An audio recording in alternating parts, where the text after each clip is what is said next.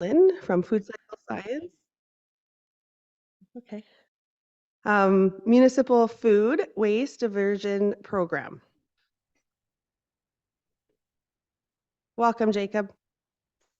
Thank you very much, and good evening, Mayor and councillors and members of staff. Thank you very much for having me on tonight. I'm excited to present, and I'm just going to share my screen now, and then I'll get going through my slides.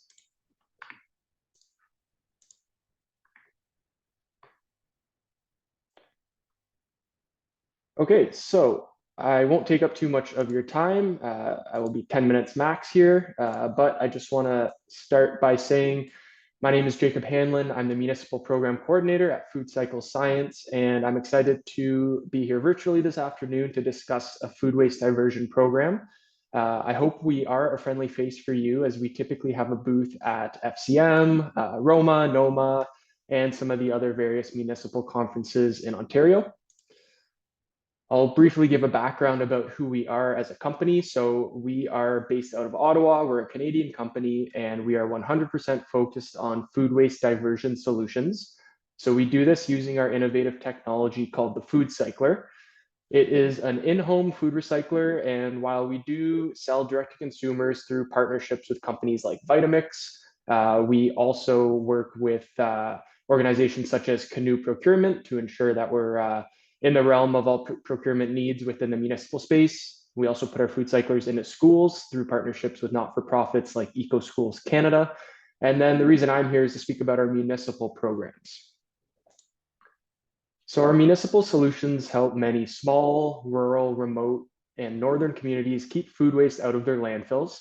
We're currently working with 115 Canadian municipalities across 9 provinces and 2 territories, from some small towns in the Yukon Territory and Northwest Territories to cities like the city of Windsor here in Southern Ontario, and everywhere in between. And typically the partnerships that we create help municipalities and residents who either face struggles with food waste management or where they don't necessarily have viable options for food waste diversion out of their landfills. We have many Northern Ontario and Northwestern Ontario partners. To name a few, we have Kenora, Red Lake, Hearst, Espanola, and I believe Nebing as well. So to briefly speak on the problem with food waste, biggest issue is it is avoidable, and it accounts for a large portion of our household waste. It's made up of mostly liquid and is heavy and freezes in the wintertime when it's left outside. And on top of that, when we do put food waste in the garbage and it ends up in the landfill, it's responsible for generating some pretty harmful greenhouse gases. So all these factors make it so that food waste is a problem that has a strong municipal impact. Now, one of the impacts to municipalities is, since food waste does make up a large portion of our waste stream, it's causing our landfills to fill up quickly. Operating a landfill is obviously quite costly, whether it's owned by the municipality or you have to pay for the collection and tipping and hauling or transfer stations. And we definitely want to extend the lifespan of our landfills for as long as we can as well. When we look at the environmental impacts, when you put organic waste into the landfill, it is squished between tons and tons of garbage in an anaerobic environment. And when it's in that environment, it ends up producing methane, which is quite a bit more harmful than CO2. When we look at our communities, putting food waste in the garbage is pretty unpleasant for humans to deal with. It causes odors. It's icky and sticky and just not fun to deal with. But then it's attractive for animals like bears and raccoons and other pests that like to come to our garbage bins and go through our trash. So removing food waste from the garbage eliminates these issues, and it reduces the overall volume, which, as I mentioned, can save on hauling and disposal fees. It can save space in the landfill, and it can definitely save your residents on some hassle and any excess waste fees that they might face as well. Now, we often get asked the question, haven't we solved this already? And yes, there are some solutions out there, such as green bins, which are common in big cities with high population density and the right infrastructure. However, this can be pretty cost prohibitive and operationally challenging to implement as well. Many people in your community might backyard compost, and while this is a great solution, unfortunately, it's not feasible for everybody, and it's certainly not a year-round solution either. And there's still that concern about bears or other animals getting into that backyard bin. And then finally, the easiest solution is to continue to landfill organic waste. But as I touched on in the last few slides, the long-term impacts are quite costly and pretty harmful to the environment as well. So I'm going to play a short video here to give an idea of what the Food Cycler is and what it does. So what we've done is we've essentially proposed a different way to deal with food waste, which focuses on making it very easy to deal with and right in our homes. So we've essentially built a small appliance. It's about the size of a bread machine, I would say. And as you can see with that bucket that goes in and out, the machine doesn't have to go in your kitchen. It doesn't have to go on your counter.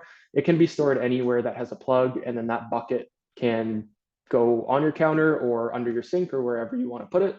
And you basically collect your food waste into that bucket, put it in the machine, turn it on, and in 8 hours or less, you have a finished byproduct, which can be put right into your garden soil or into your backyard compost bin if that's the method you're using.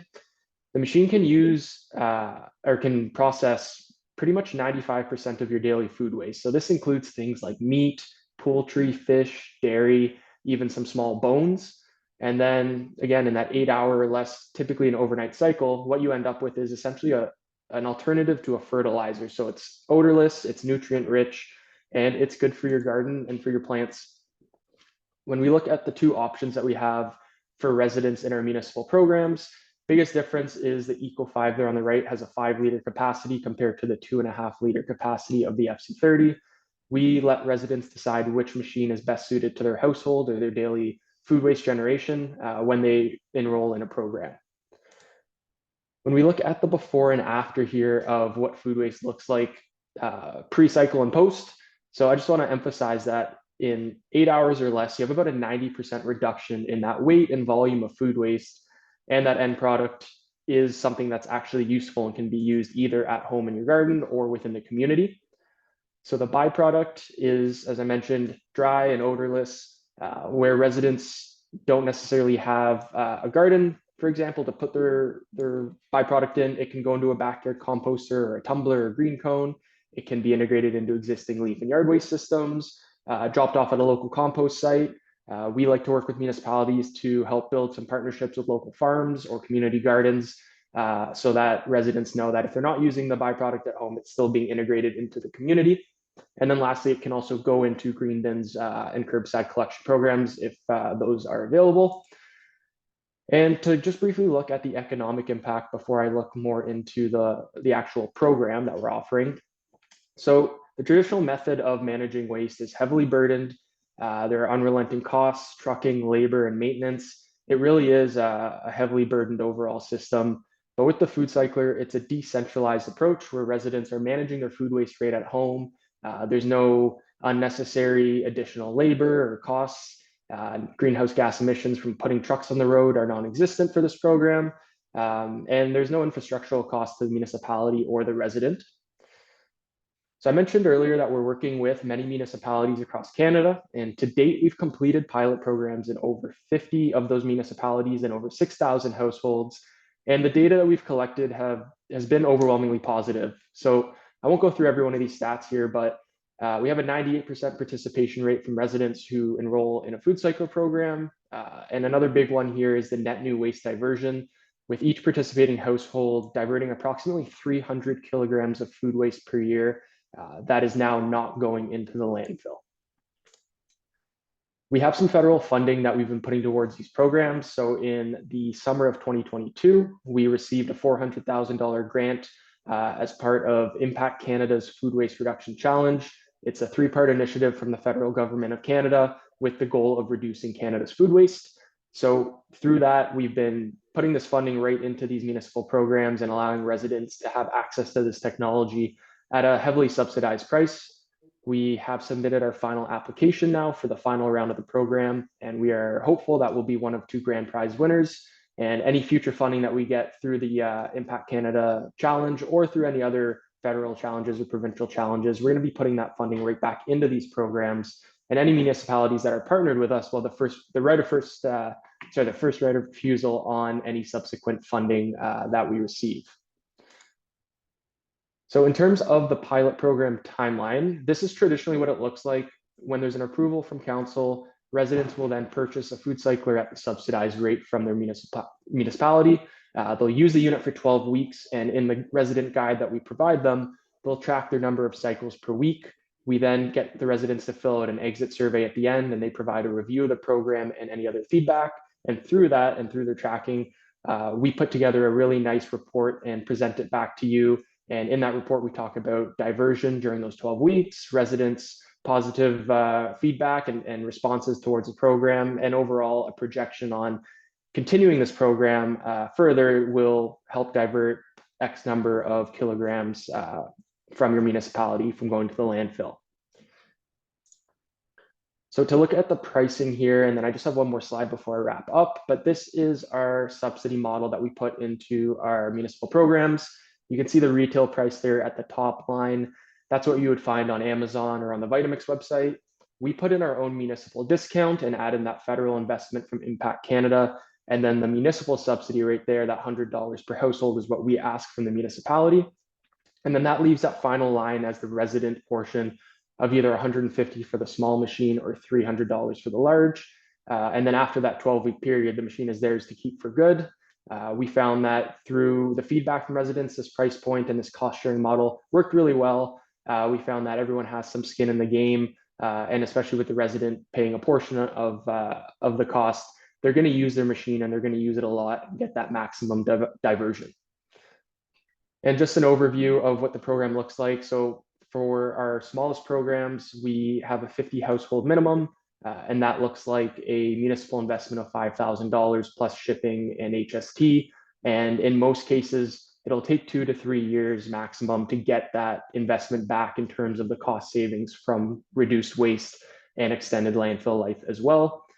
These are just recommendations based on our experience. We're happy to tailor the program to your needs or to your budget if requested. But I just wanted to put that kind of transparent overview of the overall costs of the program, not taking into account the waste savings that come from it. And then my last slide here, I'm not going to go through every point here because I believe you have a copy of my presentation on your end as well. But these are just some reasons that may resonate with you as to why you should consider partnering with us for a funded pilot program. I mean, I touched on a lot of these throughout the presentation, but providing your residents with a solution for their food waste that they didn't necessarily have before, extending the lifespan of your landfill, reduce greenhouse gases emissions. And overall, we've just had a lot of success in our Northwestern Ontario communities with this program. Many of our municipal partners, such as Kenora and Red Lake, have added on additional units after their initial pilot program due to the success and the interest from residents. But with all that being said, I realize that I'm at my time limit here. So I just want to say thank you very much for your time and your attention. We'd like to welcome the town of Atikokan as a partner in this food waste challenge. And today I'm just asking that you kindly receive our presentation as information. If there is interest in partnering in a pilot program, we just ask that you refer us to a staff member for a report and recommendation in a future meeting. So all that being said, thank you again. Happy to answer any questions right now, and I really appreciate the time that you've taken to watch the presentation. Thanks, Jacob. Councillor Shine. I'm not sure what I was supposed to call you. Thank you. My question is, so for the large container, what size family would that service? Thank you for the question. We typically recommend the larger one for households of 3 or larger. The smaller one can definitely go into larger households, and it could just potentially be ran twice a day or more than our average of about 4 times per week. But typically 1 to 2 residents for 1 to 2 people in the household for the small, and then 3+ for the larger. Thank you. Councillor Knowles. Thank you, Councillor McQuaid. I'm just wondering, is there any ongoing costs to operating those machines, like filters or anything that people would need to buy? Yes, thank you for the question. So there are carbon filters in the machines. I apologize for not mentioning this in the PowerPoint. Essentially, these filter out any odors that happen through the process and ensure that the food waste being processed does not make your house smell. The filters they last about 3 to 4 months on average. So you're looking at about 3 to 4 changes per year. Residents in our program have full access to our online portal for our municipal residents. And there they can get filter refills for about $20 per change. So for a resident who does want to change their filters, they're looking at about $60 to $80 per year. And that's if they choose to do so. Some people put the machine in the garage or in a laundry room and they're not too concerned about the smell. It operates the exact same whether or not there are new carbon pellets in it. And other than that, there are no other additives or any maintenance aspects of the machine. Great, thank you. Councillor Johnson? Thank you, Councillor McQuaid. 2 questions, please. Can we have your phone number again? You took it down quickly. I'm sorry, you Yes. got it? Okay. Oh, perfect. And my second thing, our household has one. We've used it now for a year. I would recommend them to anybody. There is no smell. In fact, I'm running mine with no filters because the filter light come on and I just took the filters out and there's no smell. But a year's full of household waste that goes in the machines ended up in 8 coffee cans. And when you put that for the gardeners, for when you put it in your garden, you mix it 10 parts soil to 1 part of the compost. That's how rich this compost is. And we use it in our garage. And that was for a family of 4 adults because the baby moved home. So, but I would recommend them to, especially at that price. It's unbelievable. Thank you. Mayor Well, Ferguson? thanks, Christy. So if we as a municipality wanted to participate in, and I think we would be the 2,500 residents, so we have to purchase the 50 units and then we look after the logistics? How does that work, Jacob? Thank you for the question. And I'll start by saying that these municipal programs are most definitely partnerships. We are here every step of the way, and we have a full implementation and management team that works alongside your staff members throughout the whole program.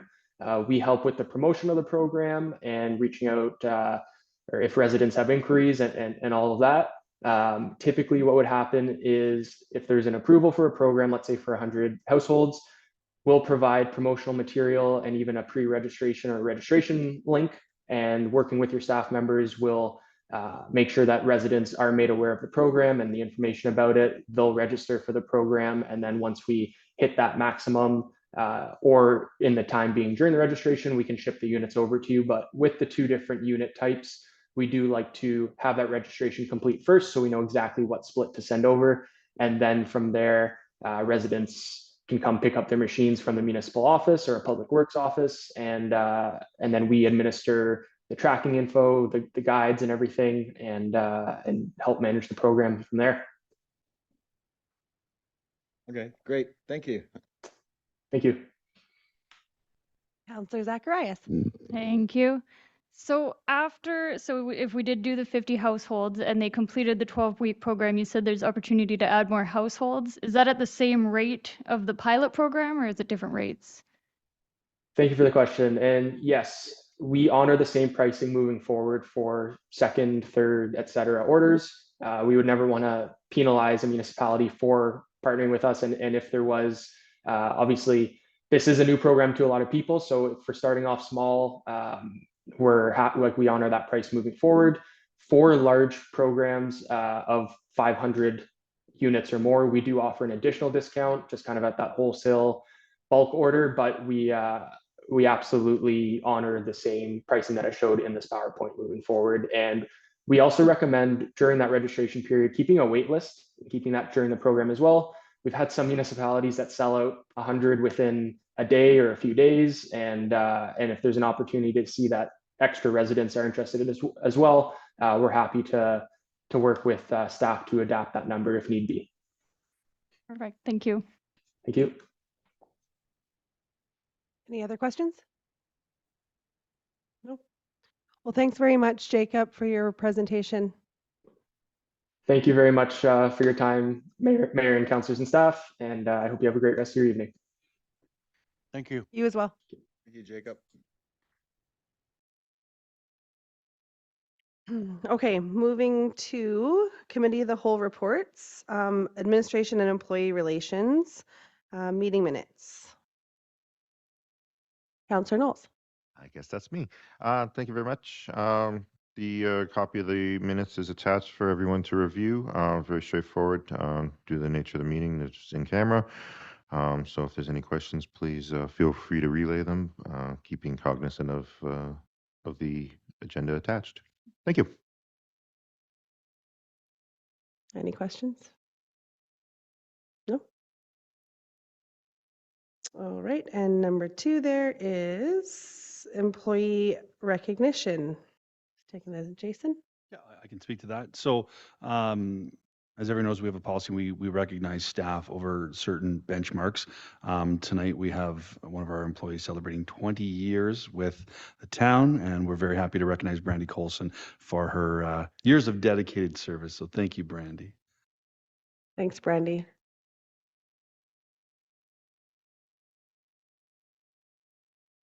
Don't look so happy.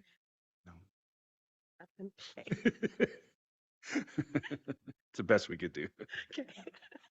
Congrats, Brandy, and thank you. And moving on to finance. Brandy. Segue. Okay, so the first report, I believe, is just the regular revenue and expenses.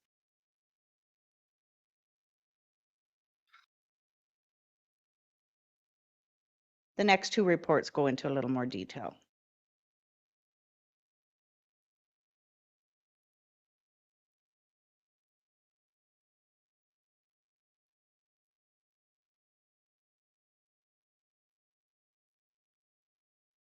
No questions?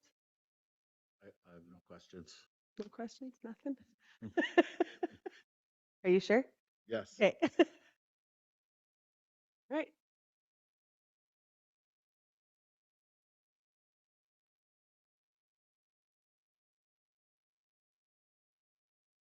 If anybody has any questions?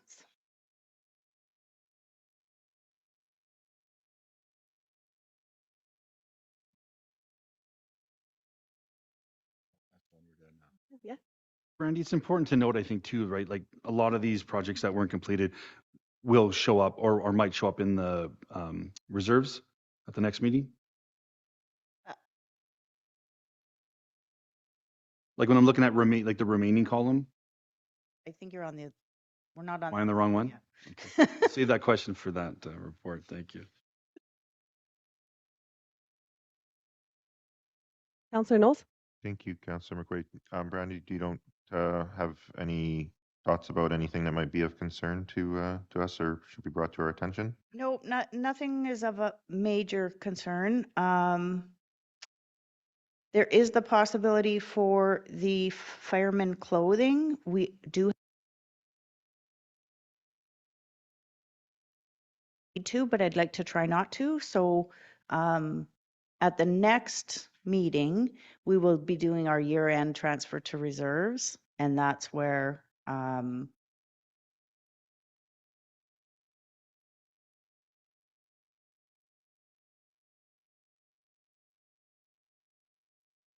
oh, it's back. Yeah, so as for the operating, there's nothing really glaring that is concerning. Thank you. Okay, and I just want to say, yeah, this looks good. I just want to say that that was always one of my pet peeves as we do the budget at the start of the year and we get a lot of asks and a lot of need to do's and then we allocate the money and it doesn't get spent. So I think it's part of it might be because we were able to get our budget done earlier in the year, that it gave the department heads time to get that work done that they wanted to. They weren't waiting until May or June or July to get it approved. So I think if this, then the no questions and people satisfied with what's going on is kind of reflects on us being able to get the budget done earlier. So I think that's part of the good work that's going on now. Yeah, I'd just like to point out that for the major projects that we need to get done, you don't have to have the budget passed. Like essentially you should have a long-term goal plan. Not, you can pass a resolution to do that project. So you don't have to wait until the budget's passed. Where you have to wait is for the projects that you're not.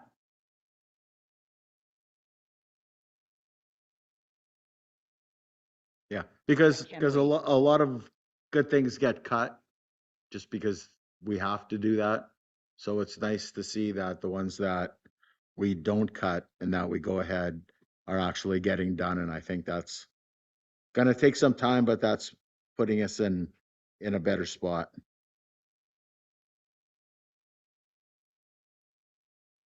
Any other questions for Brandy?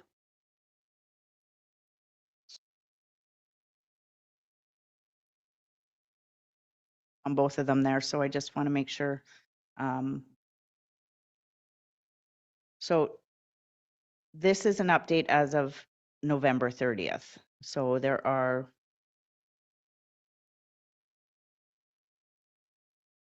and we just did a payment voucher, so I know sewage treatment capital is going to be over budget. And there's some of these projects that won't be done.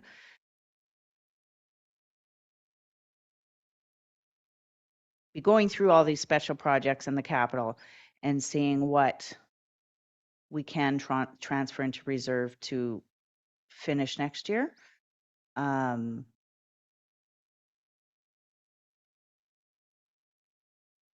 It's a hard year this year to figure out what we're going to need, so I'm kind of struggling with the recommendations, but we can discuss that.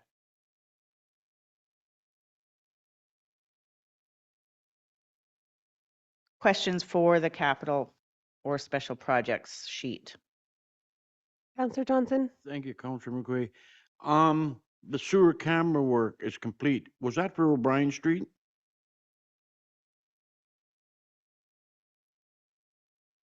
Are you, what line are you on? Storm? They're all numbered 1-5. Capital expenditures, engineering. It's about 7 down or 8 down. Oh, a sewer camera we purchased. Is that what you're talking about? We did purchase. I don't know if it was we purchased a sewer camera. Yes, we did. Okay, I'm sorry. But the CCTV.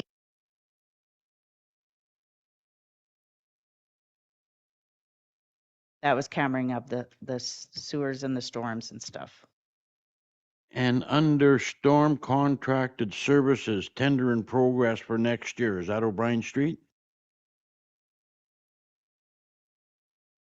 The CCTV, which isn't happening, but the storm capital that is, that was for the ISIP areas. So that was for storm work.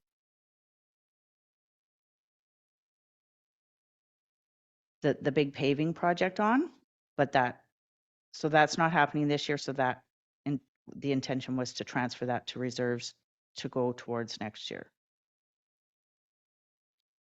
And the culvert ongoing will be over budget. You said this is good till the end of November, so right to the end of November, how much are we over budget on culvert so far? Yeah, well, you'll notice I took that out because I had last month over budget.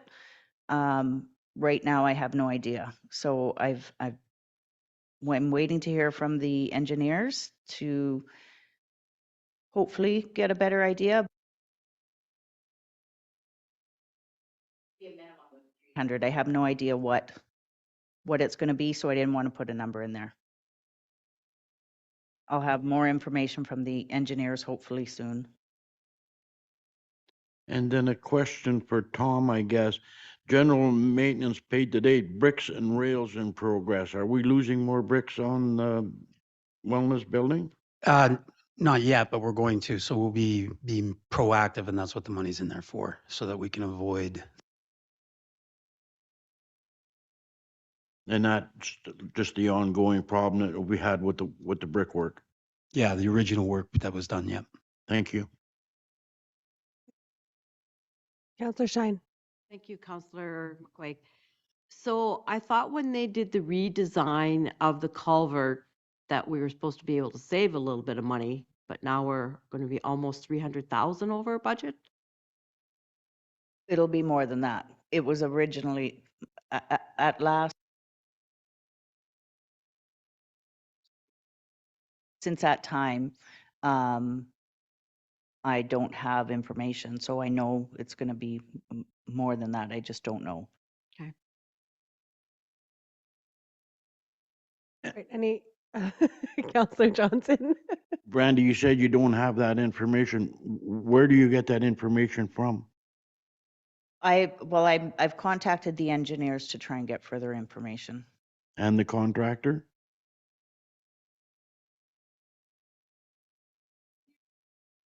The contractor, they should know more than. Okay. Anything else? Okay, moving on. Thanks, Brandy. Moving on to Public Works Airport Waste Management, Mercury Avenue Culvert update. Jason?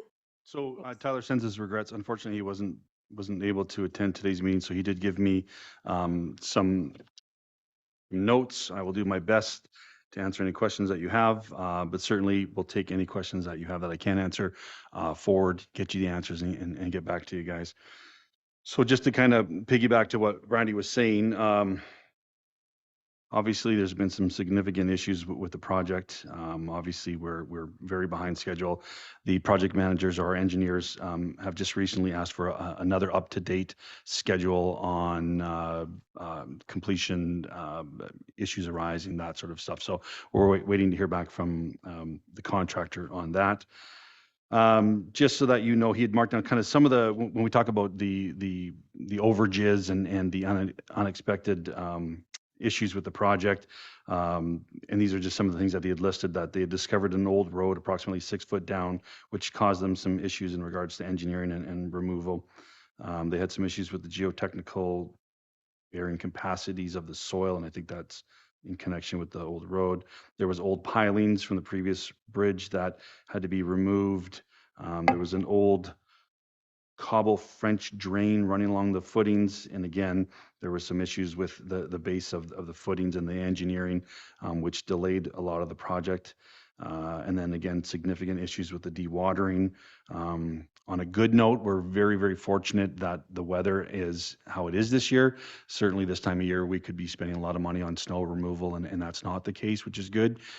We've instructed the contractor to keep pushing forward and taking advantage of the good weather. So if there is a bright spot to this, I mean, that is certainly one of them. They've got down in their footings, granular is in place and compacted for one half of the footings. Obviously, as Brandy had said, the project is over budget, but we will be looking to next year's budget to see where that all falls. The culvert and the gabion baskets are on site. They are continuing coordination with Enbridge, because if you remember, there's a gas line that stretches over that area as well. So they're coordinating work with Enbridge. And I do not have a completion date for you today. I wish I did, but I don't. But they are, again, requesting the contractor to give us an updated schedule of the work to be done and a rough timeline. So, but we don't have that as of yet. Counselor Shine? Thank you, Councillor McQuaig. So once the road is filled in and the culverts in and everything like that, are they going to have the guardrails in place this year, or will that be a spring project? Or is that an extra expense? No, I believe as they continue on with the project, we wouldn't open the road without the guardrails in place. Yeah, it's part of the project. Yeah. Thank you. Counselor Zacharias? Thank you. Does that timeline include the sewer work to Pine, or we have to wait for the culvert to be done before we do the Pine? Very good question, and that was one that we had posed to the contractor as well. Unfortunately, the pilings that they had put in place obstructed the output of the storm work, and which was the reasoning why they couldn't do that at the same time. So it has been put on hold. It will be completed once the roadway is opened up. Okay. Okay, Counselor Knowles? Thank you, Councilor McQuaid. So I guess just realistically, for anyone wondering, is this project going to get done in 2023 where it's a drivable road? And if it's not, then are are we looking at delaying things until spring of 2024, or what's the timeline look like? So the road will not be open in 2023. But we are pushing through to continue work right into the new year. We don't believe there's no advantages to stopping the project and waiting till spring, because that will really put us back from the work that we've already done. They assure us that they can keep moving forward, and that's what they've been instructed to do. Great, thank you. And I just had one quick follow-up. Does that affect our ability to, or our need to have the emergency order in place throughout that time? So the decision has been made to leave that in place just because of the original reason why it was put in place, and that is the I guess the reduction in response times, right? When we talk about that, so we've decided the emergency measures group has decided to leave it in place for now. Okay, thank you. Randy? I just thought I should clarify the numbers I have. So on the capital and special project for the culvert, this is as of November, but the culvert.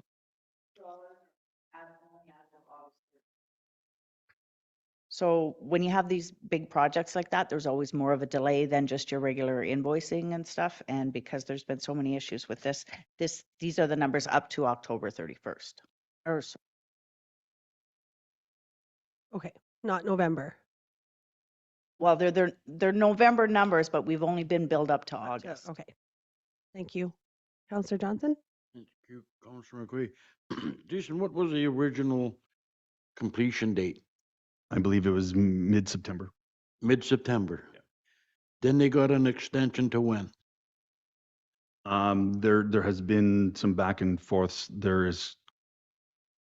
It's a month by month basis. I don't know the last extension that was signed, but we are past that. So we're past 2 dates. Yes. When do the penalties start applying? It's a tricky question because there's a lot of engineering issues as well. This isn't as simple as saying, well, the contractor didn't fulfill their obligations, therefore they are in default. That's certainly not the case. There's on a complex project such as this and the issues that we have run into, we're not in a situation at this point to levy penalties in regards to that. I can't accept that. I cannot accept that. And it's either the fault of the engineers or the fault of the contractor. The fault belongs someplace. If council wanted to get into a discussion regarding legal matters, we would go in camera. We would not do that in open session.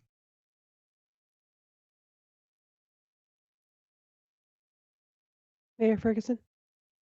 Yeah, we are moving forward, but I think when this project is complete, I think we need to have a debrief or a forensic audit or something in camera, like you say, to find out what happened, because we're going to be needing to do more of these projects in the future, and we can't, along the lines of what Councillor Johnson said, we can't accept the delays and the issues. And again, it's not finger pointing at the contractor. There's enough blame, I'm sure, to go around on this, but I think council has to be made aware of what happened, why it's over, the costs. If we're 300,000 over, break it down and say this costs an extra 50,000, this costs an extra $100,000. Find out where the money is going, and we just can't say, oh well, we'll try to do better next time. I think we have to learn from this, and whether it's the engineering, whatever the reason is, I think we have to get to the bottom of it and make recommendations, make commitments that this won't happen again. It's a reasonable request. Yeah. Absolutely. Yep. Anyone else on the culvert update? Okay. Moving on to the transfer station update. Jason again? Okay. So council had received an email on Thursday, December 7th. There was some social media posts So that's kind of where we're at. The decision was made due to staffing and equipment that we had to up the closure by a couple of weeks. We were shooting for the end of the month, end of the year, but unfortunately we had to move that up. It's important to note that due to changes in operations, a large majority of the users of the transfer station were being redirected to pipeline already, right? So those trailers, those full half tons, most people were going out there. It's time to have an attendant out there and to deal with it properly. So we've done that. And as per the email, for the light users or the people who don't necessarily have those full trailers or half tons, and acknowledging that over the holidays, people obviously have a lot more garbage, that we've extended kind of doubling the amount of roadside pickup during the week of Christmas to help people offset that. Anyone have any questions? Yeah, Councillor Johnson? So we're going to have an attendant at the old landfill and at the pipeline. No, the transfer station will be closed as of December 15th, and it will not be accessible to the public at that point. But it said that they're going to accept brush, metal, tires, and electrical waste. So everything that you could have done at the transfer station, you will do at pipeline moving forward. I was out there Sunday, and if anybody thinks that dump is ready to accept the public, you're blowing smoke. Well, It's blowing smoke. That's what's going to happen. So That's what you're going to expect the township people to use as a dump. It's a disgrace. It's an absolute disgrace. You said that there was going to be signs put up to warn them of the corners and the hills. No signs as of yet. The road was slippery Sunday. We were going to take care of that. Nothing. There's not even a furnace in the shack for the worker yet. And that landfill was designed to be used as cells, not to have the garbage piled up 18, 20 feet into the air. And there's not another cell ready to be filled yet. It is a disgrace. An absolute disgrace. thank you, Councillor Johnson. I will take those comments forward. Should be ashamed. Anyone else for comments or questions? Okay. And number 3, under Public Works Airport Waste Management, overhead door installation. Right. So you have the report in front of you attached to the agenda. I believe Tyler did speak to that. Did he not? No, he did not. Right. So if memory serves me correct, there was an opportunity to purchase several more doors at the very reasonable price that came in on the other tenders. So, and there was budgeted money for that. So Tyler had put in a request to purchase, I believe, 3 more doors. I will do my best to answer any questions. And I believe the doors are for over at the Public Works shop. Yeah. Any questions? I don't have a question. I have a statement. If for these 3, especially the first 2 topics, I can't accept that the Director of Public Works isn't here to answer these questions. This is the second time that we've had these discussions. Mayor Ferguson, Yes. we've already gone. No, through and I'm these getting to my point. I'm not approving anything. I'll vote no on this until the Public Works Director can be here in person to give his reports.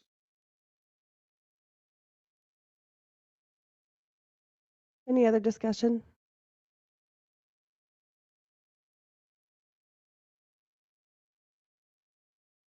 No questions? No? All right. Moving on to fire and property.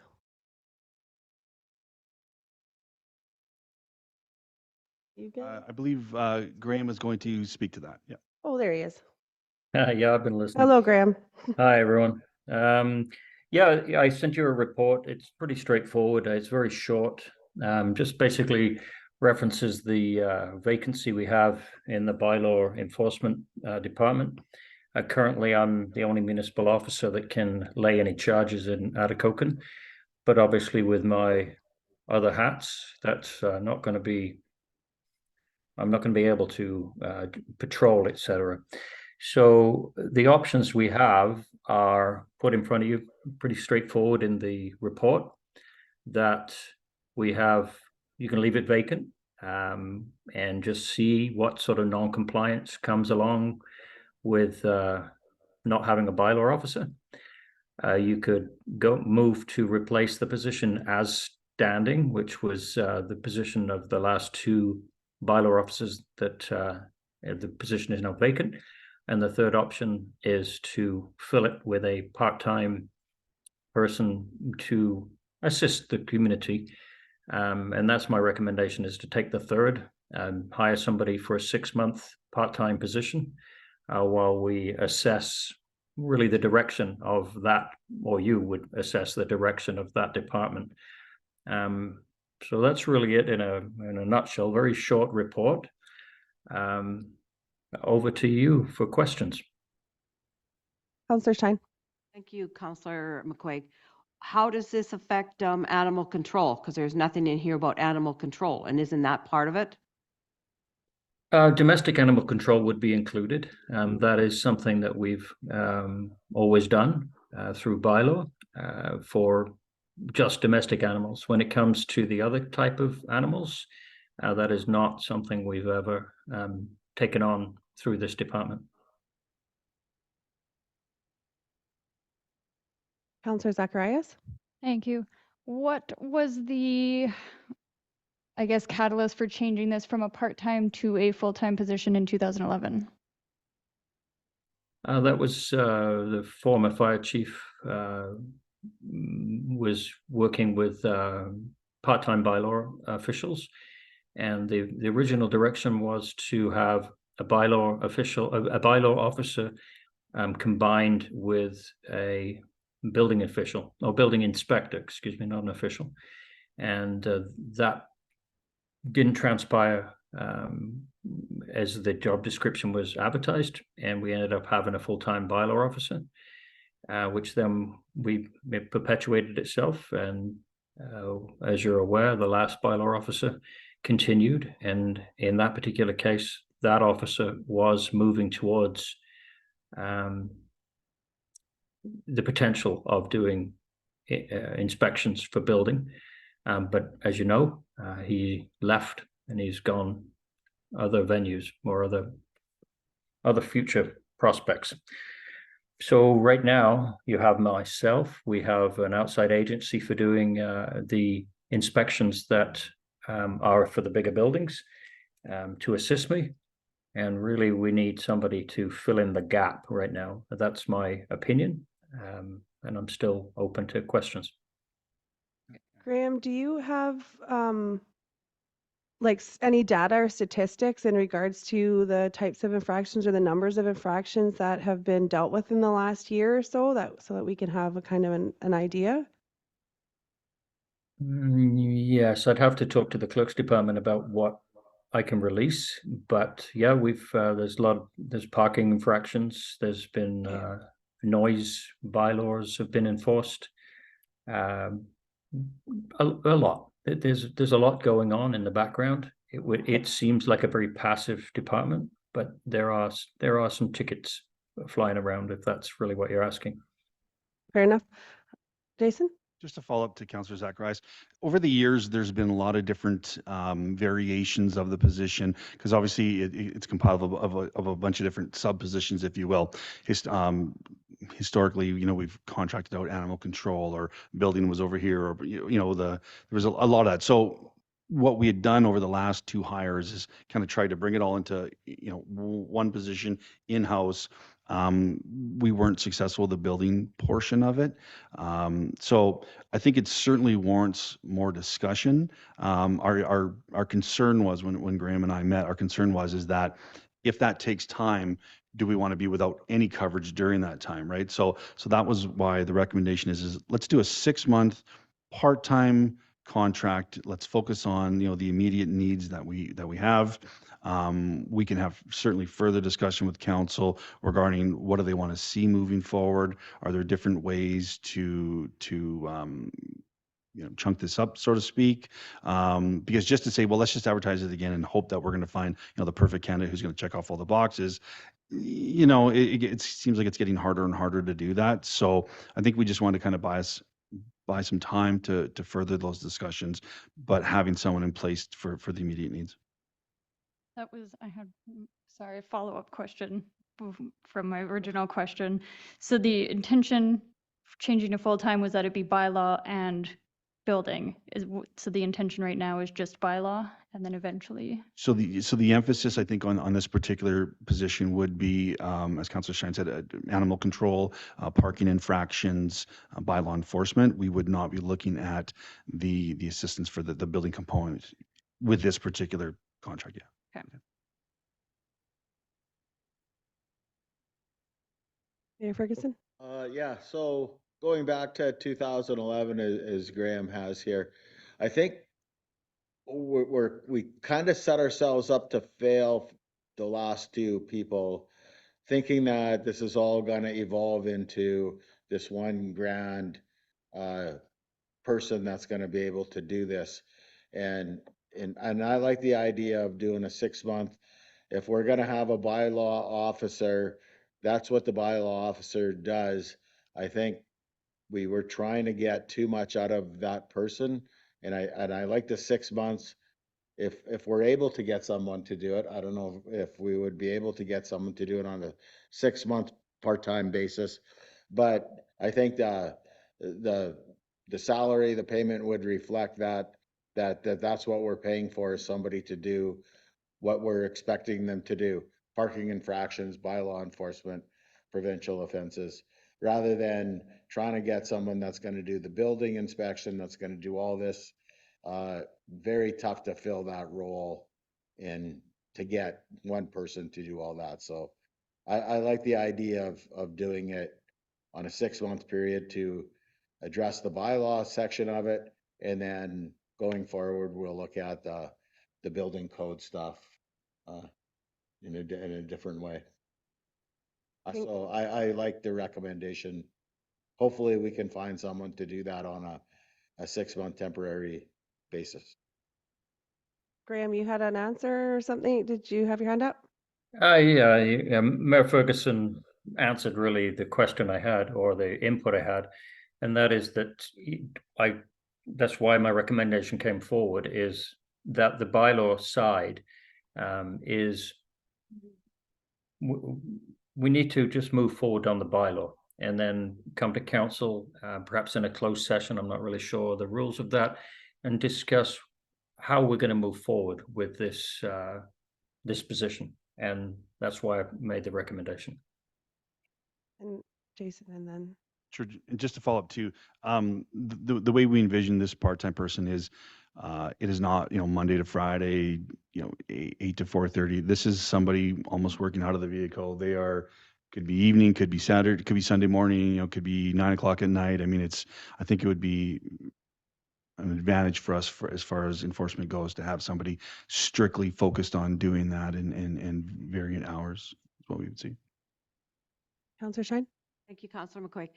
In that 6-month period, are we going to be taking a look at some of the bylaws that was mentioned in one of the emails previously about ensuring that they get updated, so the bylaw enforcement officer would have a little bit more power to enforce them because they've been updated? I can Go ahead, Jake. I was just gonna say, so the focus of the position in the 6-month contract for them would be enforcement strictly. Administration will certainly continue working on, those bylaws that need that work. So, I mean, that's kind of always ongoing, but it would not be the role of this contract position to do that. Graham, did you have something else to add? No, Jason answered that. Thanks. Right. Any other questions, comments? Okay.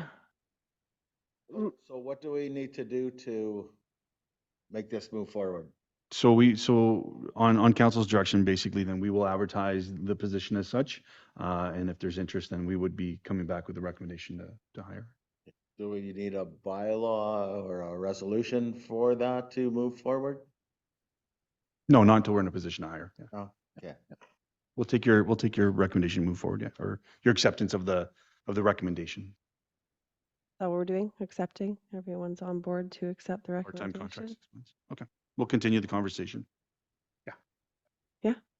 All right. Thank you. Okay, moving on. Nothing under economic community services, economic development, other business. So janitorial services contracts.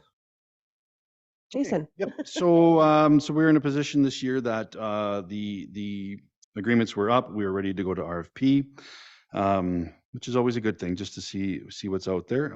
We actually had really good response this time around, and there was three contracts up. Town hall, the foyer for the medical clinic. So when you think of the stairs going up, the stairs going down, and the 2 washrooms, that's it. And then obviously the library.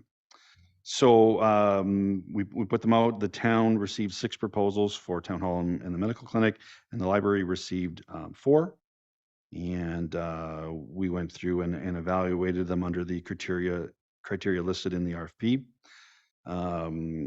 As far as the financial impact goes, the recommended contract, and again, this is all based on just our recommendation, right? We haven't entered into an agreement with anyone. We've just gone through the proposals and bringing the information forward to you guys today.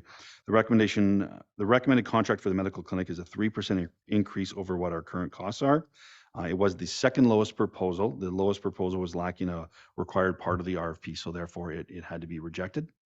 The town hall, again, 3% increase, and that did come from the lowest of the proposals. The library is a little bit different. For the library, it is a company, a business, not an individual person providing the service. And I suspect that's probably why such a large increase from the previous year. The lowest proposal was lacking a requirement that was listed in the RFP, therefore it was rejected. So the recommendation would be to enter into an agreement with Jackie Johnson for the Atikokan Medical Clinic and Town Hall. And then on the approval of the library CEO and the board to reach out to CleanMark Group Incorporated for the janitorial services for the public library. If those discussions go well and we would be in a situation to bring those agreements forward, we will. If something changes, then we would obviously make you guys aware of it. Questions? Councillor Johnson. Jason, that 35% increase, is that going to drastically affect the library's budget? I mean, it'll certainly make a difference. It's not so much as so that they're going to cut programming or anything like that, but I mean, it's an increase, certainly. Yeah.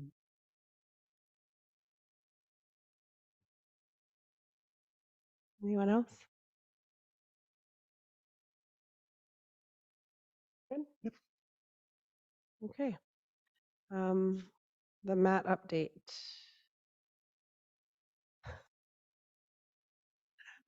I'm just looking.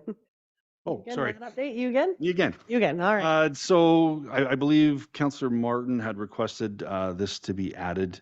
And I'll be quite frank, there is no update. The MAT tax, if you remember, we were working in conjunction with the ADC, with the tourism operator. Currently, the ADC does not have a tourism coordinator.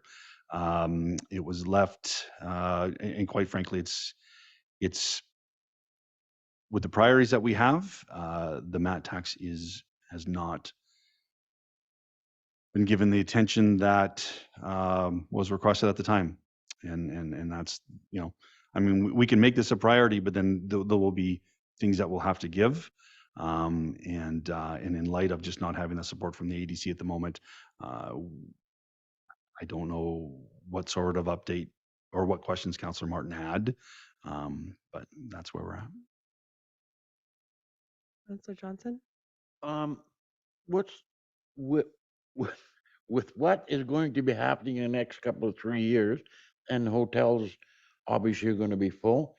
Would we realize a significant amount of money by instituting a mat tax? So if you remember the way the mat tax is set up, 50% the town can keep, but it has to be earmarked towards tourism-related expenses. The other half has to be given to a designated tourism entity. When we last spoke with the AEDC, we were trying to get confirmation if they would in fact be classified as a tourism entity, and I don't believe we ever got a confirmation on that. Yeah. They said they were. They did say they were? Yeah. So to answer your question, I mean, is there money to be made? Sure. The counter to that is there are a lot of hurdles, I believe, that we would still have to cross in order to gain that benefit. There's a lot of questions regarding who is going to work with the businesses to ensure that they have the software able to collect and remit. There's a lot of questions regarding enforcement of that. If the owner decided that they weren't going to pay, these are challenges that other municipalities face in regards to enforcement and just kind of getting the whole project up and running. There were some concerns. Do you know of any communities in our vicinity that have instituted this time? The large, obviously, Thunder Bay is a great example of how wonderful it is. But again, a large city with a lot more resources. Smaller municipalities, I am unaware of municipalities our size that have successfully done it. I'm unaware. Okay. Any other questions? Mayor Ferguson? So what do we do moving forward? So there's our update. We've got nothing. And then we'll be here in 3 months or 4 months saying nothing's happening. Are we going to move forward on it, or are we not going to move forward? Do we just drop it and that's the end of it? Do we want to keep moving? Do we want to do this? I understand, Jason, you're not aware of smaller communities that do it, but are there smaller communities that do it? I know Fort Francis does it. I know Kenora does it. I just like to maybe, if there was another entity that we could speak with, tourism entity that someone might know something about that might be able to get us some information, or we could petition them to get some information on it, how to do it. Because we just keep going around and it's like no update, and then we forget about it, and then it's the same thing. As Jason said, is this something we want to do? If it's something we want to do, then it's something that we have to get done.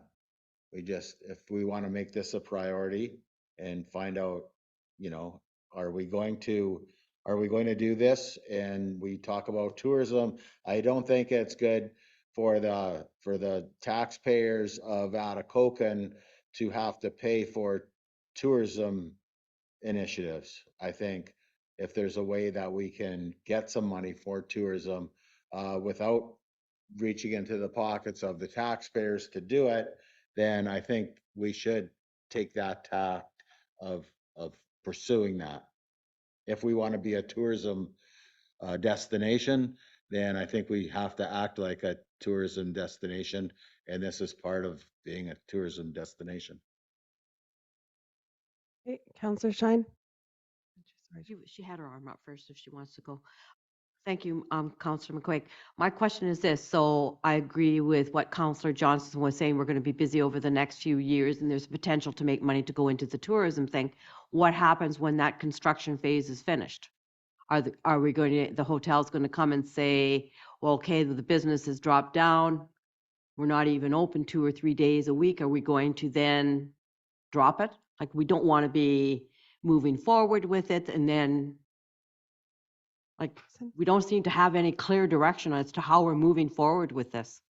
Just to comment on the businesses. So it's an additional tax that the businesses put on there, right? So there's no loss of revenue for them. So for them, whether their hotel is full or has 4 rooms, I don't think that I don't think the business owners would be coming back and saying, well, we don't want to do it now because we're not busy. So I don't think that's the problem. So I think it happens if it's in place, sort of thing. But to comment on Mayor Ferguson's yes, Fort Francis, Kenora, but I mean, they are larger centers. And again, I don't know if it's municipal staff or if it's economic development staff, if they have economic development departments and they have specific staff directed to it.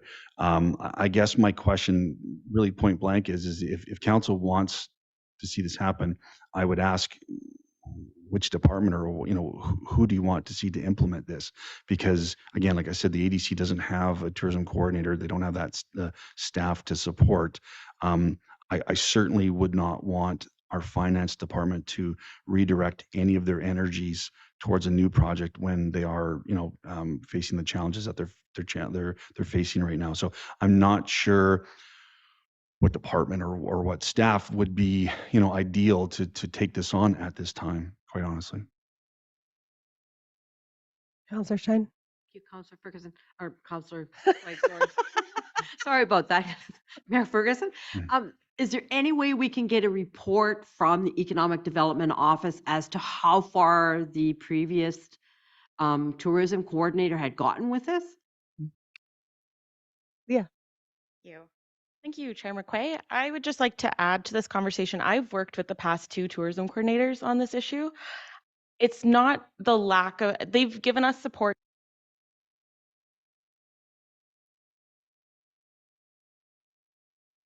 Mhm.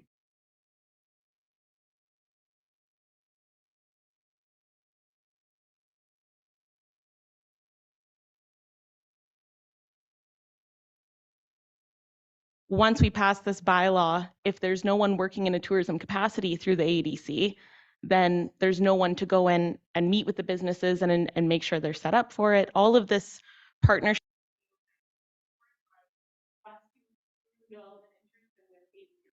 We don't have that right now.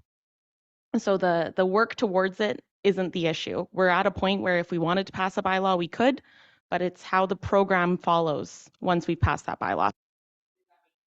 Yeah, that makes more sense. Yep, totally. It would also be nice to note, like, how much money are we actually going to make? Like, that would be good information to have before we jump into, partnerships and having our staff do other things. Councillor Knowles. Thank you. If it pleases everyone, I'd be willing to facilitate a meeting with the CAO and the executive director of the ADC and have these conversations in the new year and maybe get some clarity on where they're looking to get some staff in place and how that might look and just where those plans might be so that everyone has a little more clarity on it. And I think then there might be some more capacity to make an informed decision. If I think that's a great idea. CAO Young. What I would harbor, from previous conversations, I wouldn't be surprised if the ADC's partnership in this has they've fulfilled their need, and as Deputy Clerk Fraser said, the previous interns had brought forward, they've done some research, they brought forward some sample bylaws. I think it was pretty clear at that point that it would be a town initiative at that point. Yes, they would benefit from that, and so would we in regards to funding for tourism. But I mean, I don't believe the offer was there to say we're going to hire someone and they're going to run this program, because again, it's very important that finance be involved and again with the collections and the billings and all of that, right? It's not something that maybe that an intern or that the ADC had would be able to facilitate that. So once again, I go back to, we simply don't have the resources at this stage to focus our energies on a new project with the current challenges. Yeah, and I guess what I'd just be looking for is just clarity from them on that, and so if that's the case, then we as a council can make an informed decision and either put it to bed or not put it to bed. Yeah, sure, fair enough. Yep. Okay. All right. No more questions? Okay, we're going to adjourn. At 1.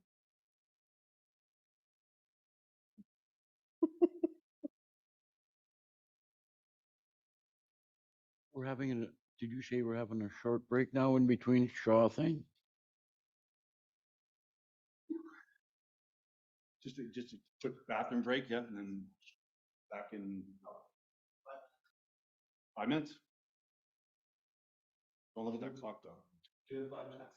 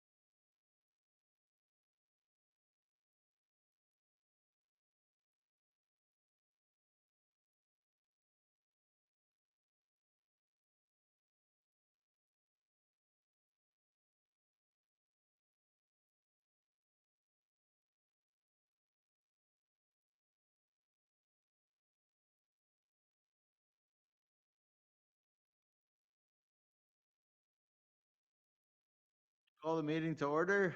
30th council meeting of the 40th council, December 11th, 2023. And to start off, we will start with a moment of reflection.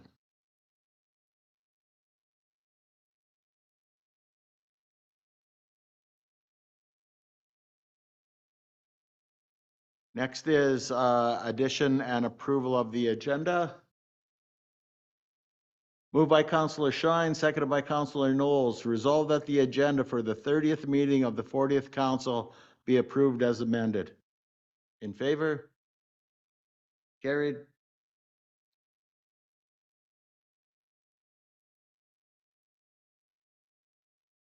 Next is disclosure of pecuniary interest and the general nature thereof. It can be declared now or anytime during the meeting. Seeing none, we'll go to minutes from the previous meeting. Moved by Councillor Shine, seconded by Councillor Knowles. Resolved that the minutes of the Committee of the Whole meeting held November 27th, 2023 be received and filed. In favor? Carried.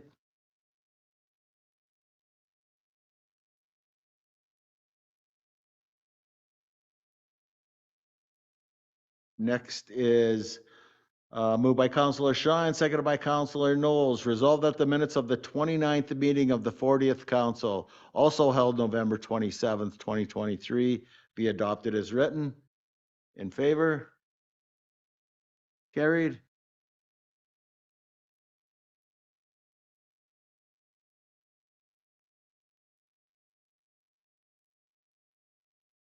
And next, moved by Councillor Shine, seconded by Councillor Knowles.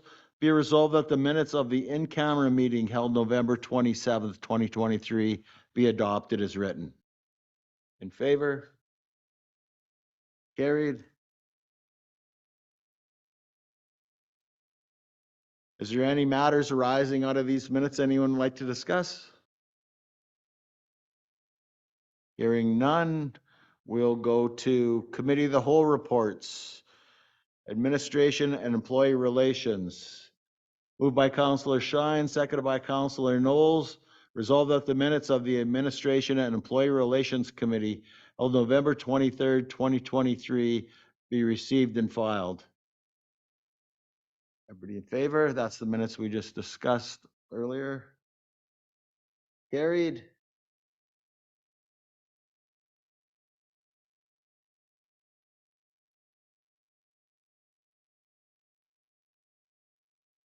And next, Public Works, Airport Waste Management, Overhead Door Installation, Public Works Garage.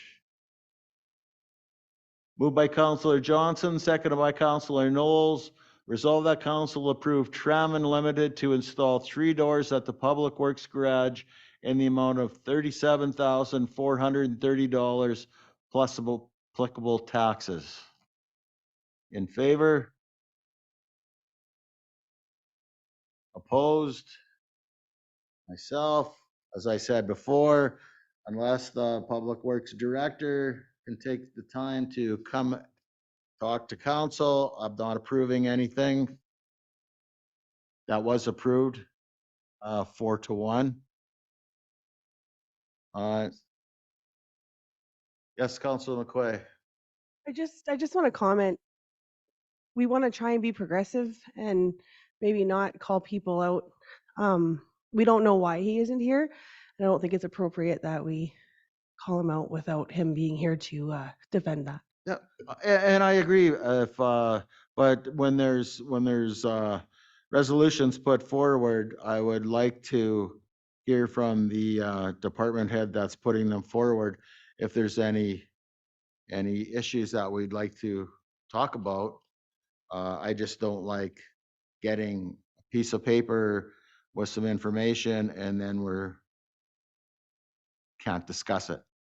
So again, if that would go for any department head that wants to push something, that wants something, I think they, if they want to do it that bad, they can be at the meeting to address it. But thank you, Councilor McQuay, for that. Yes. Just further comment, just so the council knows, he's not on a vacation day. I do tell my department heads it is crucial that they attend all the meetings, because you never know what, even if they don't have agenda items, it's important that they do attend, as Mayor Ferguson stated, because when questions are asked, we certainly want the department heads here to be able to speak directly to that. Unfortunately, when we get to the end of the year, there's always that crunch time, and it seems like things have to. We don't have the time allotted to have some of those fulsome discussions, and unfortunately when people are away, sometimes that does happen. But staff understands the importance of attending those meetings. Thank you. Thank you. Yeah, and not to belabor the point, but we did make some changes to how we function here. Part of the changes that we made were to condense some of the meetings. We want to do that, but we also need to have full participation if we're going to follow through on this. So again, I apologize if I came out rather abruptly or rudely, but that's the direction that myself, when I'm voting on something, I'm putting my name on it, and I want to have the information to be able to put my name on it. So I wouldn't vote yes. I'm not saying it's not a good idea. I'm just saying that I wouldn't vote yes on something that I don't have all the information on. Okay, moving forward, Atikoka Public Library, November 20th minutes. Oh, yes, sorry, Clerk Bates, pardon me? Oh, oh, I'm sorry. Thank you. Fire and Property. Bylaw number 45-23. This is a good one. We don't want to miss this one. Moved by Councilor Knowles, seconded by Councilor Johnson. Resolve that bylaw number 45-23 being a bylaw to enter into a purchase of sale agreement with Resolute Forest Products Canada Inc. be read a first, second, and third time and finally passed. More discussion? Yes, Councilor Johnson? A question for Jason. So Jason, this is a done deal then? Yeah, so this is a follow-up to the resolution the council passed, agreeing to enter into an agreement for those 10 properties. So this will finalize the sale, correct? Good. Yes, Councilor Knowles? Thank you, Mayor Ferguson. Has Resolute provided a timeline of when they expect this to move forward now that it should have passed? Yeah, I wouldn't be able to speak to details of the project, unfortunately. Yeah. Thank you. In favor? Carried.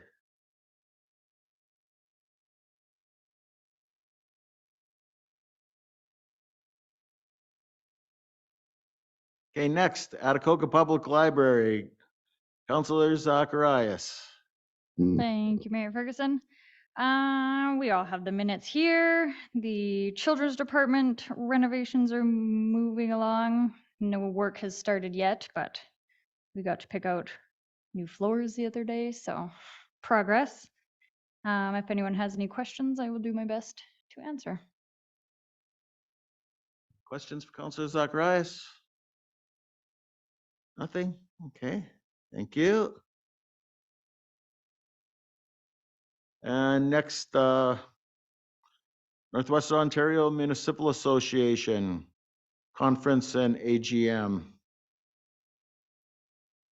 Anybody want to speak to that?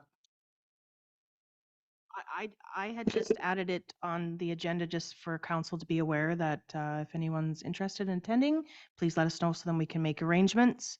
Because we get a deal on rooms, so if you know sooner than later, then we can reserve rooms for you. You're in. Thank you. Great. And that is in Thunder Bay, and it's it's a good value for our money to travel to Thunder Bay. It's a very good conference. So I like to encourage anybody that has the ability to go to go. Yes, Councillor Johnson. Thank you, Mayor Ferguson. Sue, is that Clerk Treasurer, is that the big fancy one? Like, Yeah, that's the bigger one. Yeah. Yeah. The one that you went to last year. You went to that one last year. Yeah.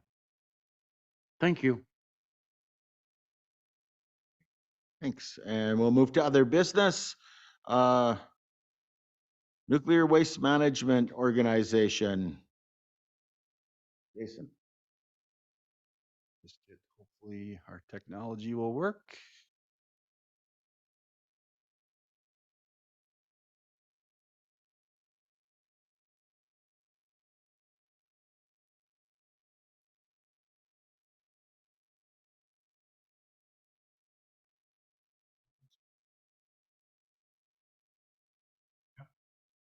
Look at that. Excellent. Okay.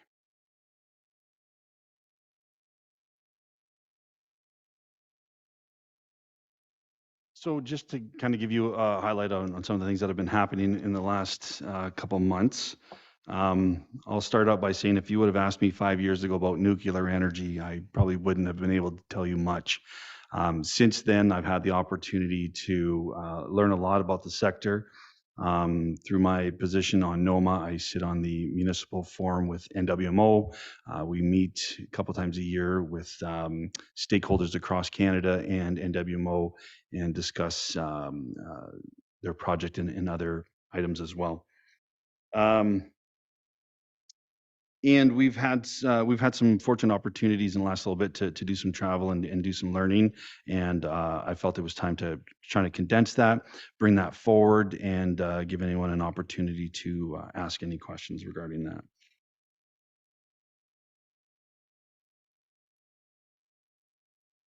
So as much as people wonder, these are educational trips. They're not vacations.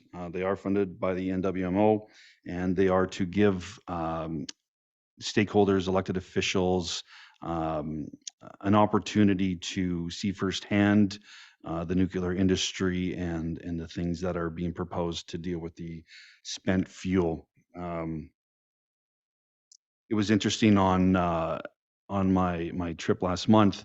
I had one of the NWMO representatives was telling me that out of the group of, I believe, 18 of us, there was a couple of people who were very, very opposed to the DGR project and nuclear waste in general. And I had no idea who they were. And we had a mix of a bunch of different people on the trip.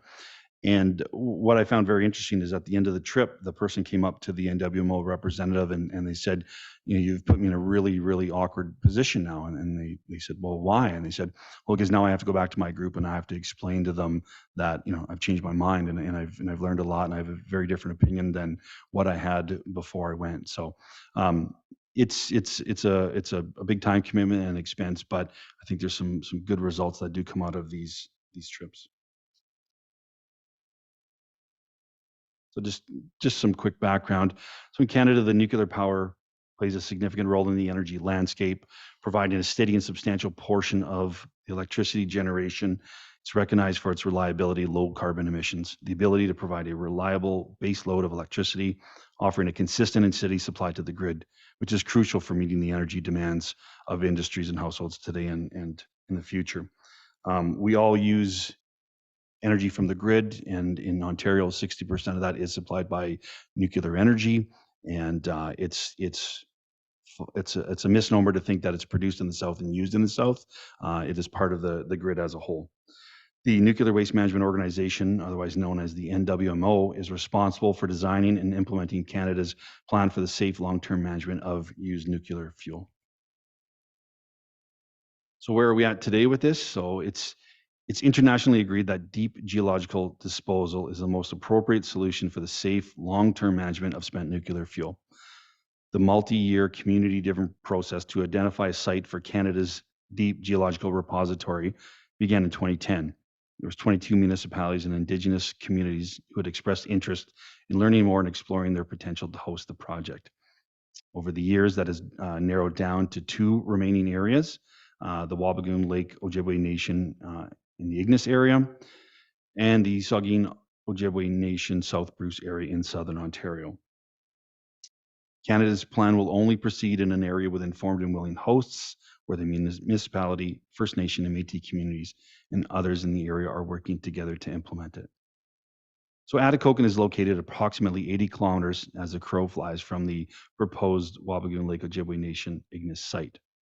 And as such, we must become informed about the project and any benefits or negative outcomes that could come with it. Town Council and staff have taken the opportunity to learn more about nuclear energy and the safe handling of its spent fuel.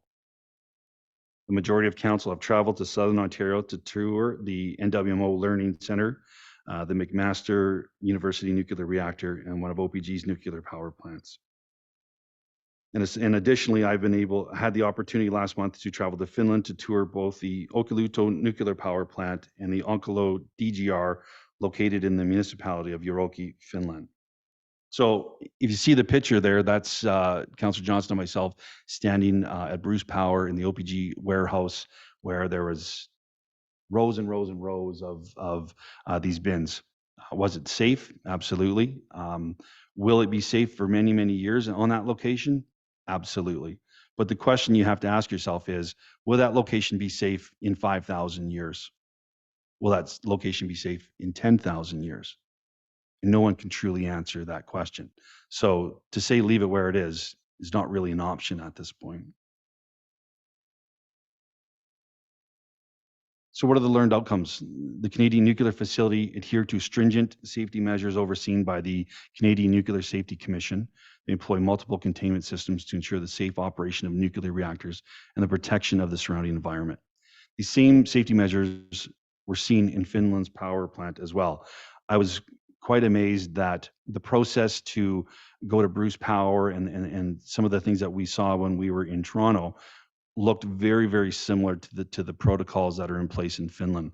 And that's because they are overseen by an international body that makes sure everybody is, kind of on the same page, sharing best practices and doing the same sort of process. So Canada's approach to managing and storing spent nuclear fuel emphasizes a balanced strategy that includes the safer term storage, the ongoing research, the regulatory oversight, community engagement, and the long-term plans for permanent disposal in a manner that prioritizes safety and environmental protection. What I noticed on my trip was the level of trust in government in general in Finland. The locals in Yrjokki, they directly benefit from the nuclear power plants because there's 3 of them there, and then the DGR from jobs and taxation. We met with town officials, and just to kind of give you an idea, and again, understanding that their taxation system is a bit different, obviously, than Canada's, but for a community, I think there's about 10,000 people there. Their annual budget, which includes education, was about 40 million euros, and the tax levy that they received from Olkiluoto, which is the 3 power plants, equated to about 22 million euros. So again, very substantial for them. The I guess the equivalent to me, that the CAO in Uroki, she was born and raised in that area, and she told us a story of how her family's camp is on the Gulf of Bithynia, and she could see the 3 nuclear power plants from their cottage and grew up.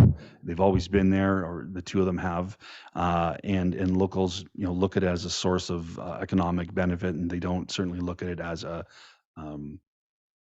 concern for them or their region. What I noticed as well as we were driving up to the plant was the amount of tire shops, mechanic shops, temporary housing. You could see the benefits that the community had realized due to the construction, the maintenance, and the ongoing maintenance of these projects. So the NWMO works with Posiva, and they're the operators of Onkalo, which is the DGR. They work with them for best practices regarding the construction and the operation of a DGR. There's a slide later on that will show you kind of a schematic of the DGR, and a portion of that deep underground is dedicated to research. And the NWMO are there. They work directly with the Finland engineers, and a lot of the practices that NWMO plans to put in place for Canada's DGR are based off the lessons learned from Onkaluto and their DGR.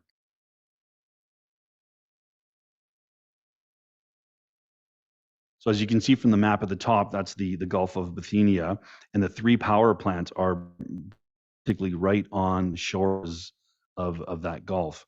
To the bottom of the picture is the area for the Deep Geological Repository, and then to the right is a repository for low-level and intermediate-level radioactive waste. So again, they're on an island. It's the island of Okiluto, and that's where that is. So when people talk about the proximity principle and burying the waste where it's produced, yes, that's true for this particular situation because they are next to the 3 plants. But Finland also has, I believe, 2 other nuclear power plants, kind of on the other side of the country, which will be shipped, surprisingly enough, either by sea or by land, and they haven't quite figured that out yet. It's because they're going to concentrate on the spent fuel that is currently sitting in the pools at Okiluto that will go over first. So it was an interesting process. Sure, certainly. Yeah. Is there nuclear power stations as powerful as ours in Ontario? Yeah, so combined, the newest plant that I think went online last year, I believe it is 1,500 megawatts, and then the other 2, I believe, are between 700 and 900 megawatts. Now compare that to Bruce. Bruce is, I believe, the world's largest nuclear power plant, so it doesn't compare to that. But I believe those 3 plants provide 1/3 of the entire country's energy in Finland. And similar to NWMO, again, lessons learned. You've got your pellets into those assemblies, into the canisters. They too use a copper overlay. They are planning on storing their cylinders horizontal versus vertical. Sorry, vertical versus horizontal. And then obviously in the bedrock as well. The schematic. So if you go back to, so if you look at where the Onkaloto is, which is at the bottom of the screen, here's the schematic. So that's directly underneath it. So apparently about 6 months prior, a group that had traveled 6 months earlier, they had to take a 20-minute car ride to get to the bottom of the site. Whereas for us, it was literally a 2-minute elevator ride. So we were fortunate enough that it had been commissioned and we could use the elevator. And you're going down and your ears are popping. And when you step out, it's shocking that you don't realize you're 437 meters below the Earth's surface. There's concrete floors and tiles and lighting. They have 2 large ventilation shafts. They have vehicles driving all over the place, and you'd never know as far as like clear air. And one of the garages that we parked our vehicle in was probably the size of our arena, and that's again 1,500 feet below the Earth's surface. So pretty amazing to be down there and be able to experience it firsthand. That's us, and that's only just one of the tunnels. The tunnels are 300 meters long, I believe, and And there's going to be obviously many, many tunnels, and they will continue to build them as they fill them. They are they're setting up to do a full mock delivery of one of the canisters pretty soon, and it's world attention. I mean, NWMO representatives will be there. I believe China and Sweden, and they're all there to watch it, and they will do it as if it's the live thing, because they're getting to a point now where they're going to commission the plant and be ready to accept the spent fuel in 2024. So pretty so like I said, we're down there pretty soon. You know, the public will never ever set foot down there again. So very fortunate to be able to go down there and meet with the officials and have those discussions regarding it. So of course, like anything like that, there is opposition, right? I mean, this is not something that everybody is excited about, and certainly there is a lot of opposition. As I said, when we talk about the proximity principle, it's important to note that even the people in South Bruce, you know, they have to be a willing host as well. So it's not just a matter of put it where you make it, right? So NWMO will not move forward unless they have a consent in a willing host, and that's the process that they're in right now, is having those conversations with the public. And I guess that discussion is with Wabigoon, Ignis, and South Bruce. The region does not particularly have the say whether they agree or not. So, and that's just the process that they have set up, right? So what's the path forward? Ignis is currently moving ahead with a willingness engagement study to assess the public's perception. They've hired a firm to literally go around and speak to every resident in Ignis and kind of answering their questions and kind of getting their feedback. As I stated, NWMO will not make a decision on site selection until they've got a willing partner, and they're hoping to make that decision late in 2024. If the Wabigoon Lake Ojibwe Nation Ignis area is selected, then Atikokan will start its discussion with the NWMO regarding benefits to our community. I asked the question why they haven't, I mean, they've reached out to us, but on a higher level education, but no true granular discussions about, economic benefit and how that works. And the response was, there's no point of doing that until we have a site. If we have a site and we know we're going to be there, then let's reach out to those region partners and continue to have those discussions. So if in 2024 the Ignis area is selected, we will certainly see NWMO representatives here in town and having discussions with our community regarding the project. So we all know about the 1990 resolution that was passed declaring Atikokan as a nuclear-free zone. It's interesting, I was reading the minutes of that particular meeting, and there was a lot of discussion, but it's important to note it was about Atikokan being a potential host for the high-level waste at the time, and there was a lot of opposition, obviously, and they came to council, and council agreed, but council went a step further and made that declaration.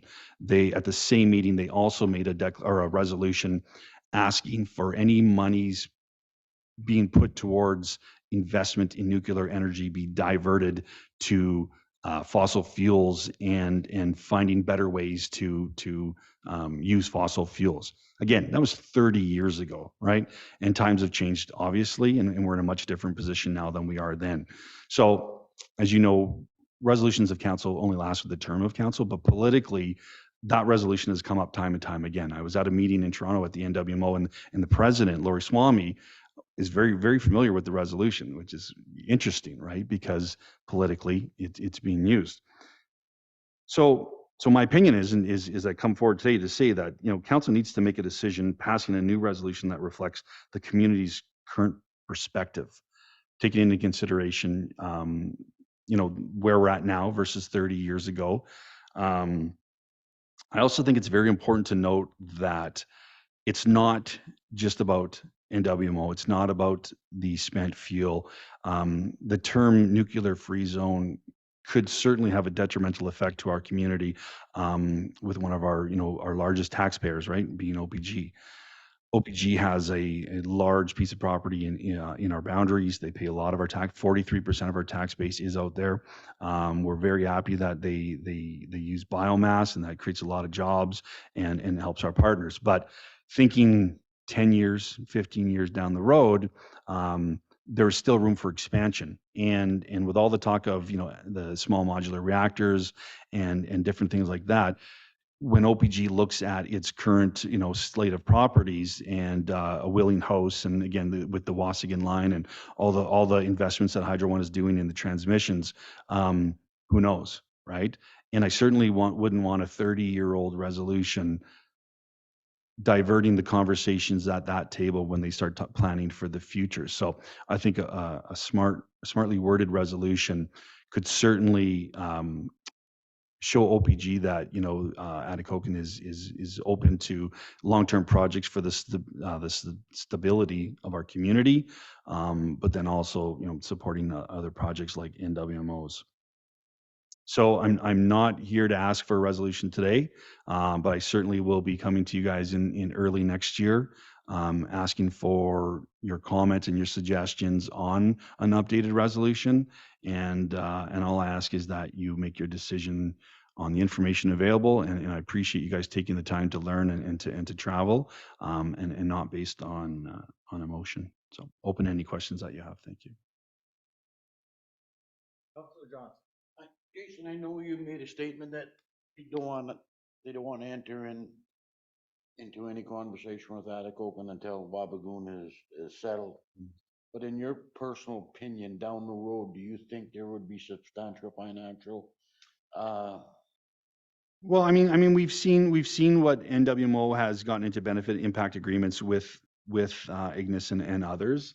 It would certainly be a good conversation to have to them to see what their needs are, what the project's needs are. I mean, I think more importantly, if Ignis is the preferred site, I think the community as a whole has to decide what can we do to benefit, right? Versus standing there with our hands out, what can we do? What sort of businesses can be created to offset? How can we market or position ourselves to be not only in the backyard of this project, but how can we be an asset to the project? So whether that be housing, you think of the old days of the mines and all the businesses that we had that supplied items and that for the mines. I think there's some opportunities there. So I think once the site is chosen, then I think a lot more discussion has to have regarding that.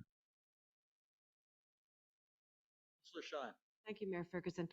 So Jason, so how many of us have actually gone to Toronto and had a site visit other than I know myself, you, Councillor Johnson? Has anybody else? All of council except for two members. Okay. And they're still scheduling Learn More tours into the new year. So there is an opportunity for everyone to have that opportunity. Yeah. So my question then leads up to, how are we going to get what the opinion of our community is? Not just the ones that are against it, but the ones that have lots of questions that maybe need to be answered before they make a decision, to help us make a decision so that we know we're making an educated. Yeah, no, it's a great question. So, I mean, as elected officials, you are representatives of the community, right? And I would say that through those discussions that you guys have with our citizens every day, I'm assuming that this conversation today will spark a lot of conversation moving forward.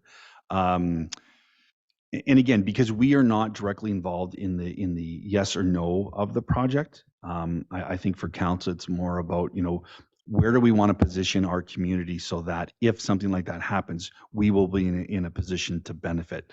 So I think, to do a referendum or something like that, to say no, well, then we do nothing. So then nothing gained, right? This is not a question about Atikokan hosting a DGR, right? This is not a question about us having the ability to say, yes, we want it to happen, or no, we don't, because quite frankly, our vote doesn't count. I think it's council's decision to say, what do we want to do to position ourselves in the best possible way so our community can benefit, and again, not just NWMO and the DGR, but our future with OPG, our largest taxpayer of our community, and it's very important as well. Councilor Zacharias. Thank you, Mayor Ferguson. Could we not do like a survey similar to what we did for input on the chicken bylaw? So my question to you would be, if the results of that bylaw stated that we didn't want that in our backyard, would that change council's opinion on, again, how we situate ourselves for the future moving forward? Could, It's interesting. because we're meant to base our opinions on the opinions of the community. So I think that's the best way to get a picture of the whole. And I mean, it could not, but I would like to have that information. Councilor McQuay. I agree with Councillor Zacharias. The previous resolution was done with a petition, and there was a bunch of people that got together and did door to door and did their thing. And it gave a clear indication of what the townspeople wanted. So if you had that happen, then it would influence a decision. And I think because this has been a hot topic right from the get-go. This was something that was asked at all candidates. This was something that was asked after the fact as well. I think that it would be beneficial to get input from the community on a topic so controversial. And then secondly, there's International Atomic Energy Agency has free courses, 50 modules, 100 lectures I signed up for on basically spent fuel and radioactive waste management, decommissioning, and environmental remediation. So it would be an unbiased educational tool that we could all look at doing, or if you feel like you want to. Just to comment on your first comment, the door-to-door survey that happened 30 years ago, I think the difference is that it was a very specific, do you want nuclear waste stored within our boundaries, right? And the answer was an overwhelming no, for sure. The question today, I don't even know how you would pose the question, because the question today is not whether you are for or against it. You know what I mean in that sense, because NWMO is not looking at the surrounding communities, whether they are for or against it. They're looking very specific to Wabigoon Ignis area. So I'm not sure what the question would be, how you would pose it, and then what sort of manner, how would you take that data and what would you do with that at that point? I'm not sure.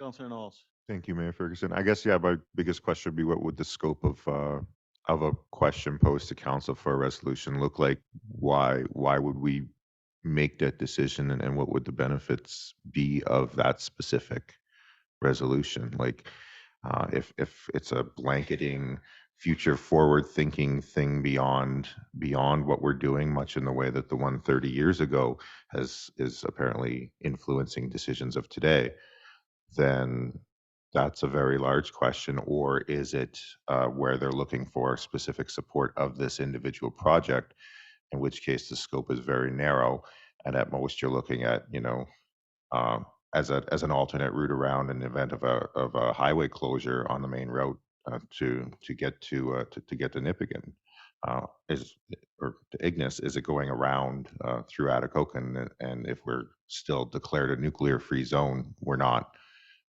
showing support for that, or is there any sort of legal standing for them not to be able to travel through any municipal roads? Like, just how is that going to look exactly? And so what are we attaching the teeth to, I guess, is the big question.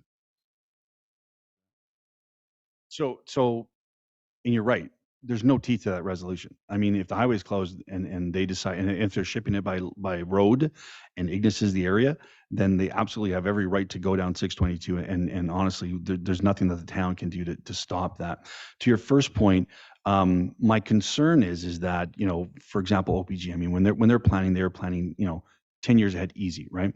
And my concern is that, and again, I don't know, this is speculation, but I certainly wouldn't want to be in a position to leave a 30-year-old resolution on the books that could possibly sway the discussion about the future of that particular site, where that site pays 43% of our taxes, and without them as a contributing partner, our community is going to look significantly different without them here. Thank you.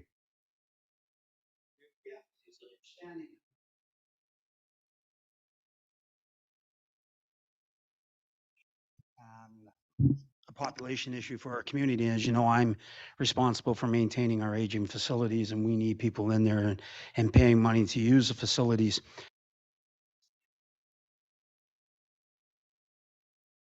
the town were to adopt a nuclear-free zone or whatever it is, it's basically saying that even if we got the repository, that we would refuse to do business with.